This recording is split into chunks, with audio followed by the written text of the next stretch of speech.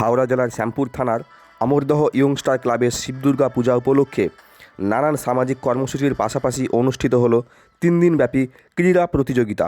প্রথম দিনেই মহিলা খোখো প্রতিযোগিতা অনুষ্ঠিত হয়। এই বিভাগে প্রথম স্থান অধিকার করে কুলগাছিয়া NBM অগ্রণী সমিতি এবং দ্বিতীয় স্থান অধিকার করে বৈদ্যপুর ব্যায়াম সমিতি।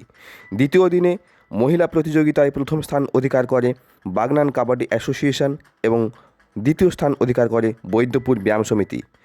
তৃতীয় দিন অর্থাৎ ক্রীড়া প্রতিযোগিতার শেষ দিন 18ই ফেব্রুয়ারি অনুষ্ঠিত হয় পুরুষ বিভাগের ভলিবল। এই প্রতিযোগিতায় প্রথম স্থান অধিকার করে ঝাড়গ্রাম ভলি অ্যাসোসিয়েশন এবং দ্বিতীয় স্থান অধিকার করে মোল্লা মাইগেন ভলি দল।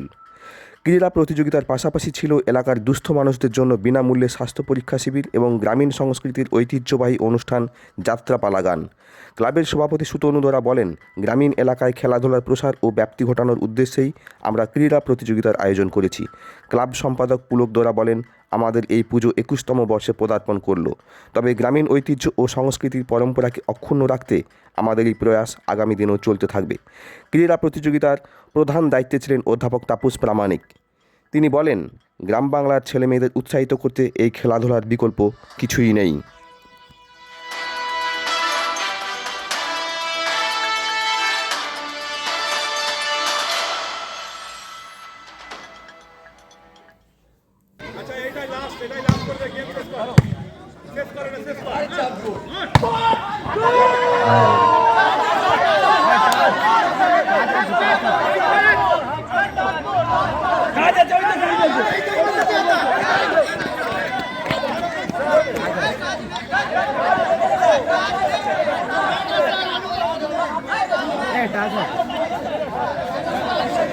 সবাই মিলেও উত্তেজিত হবেন না।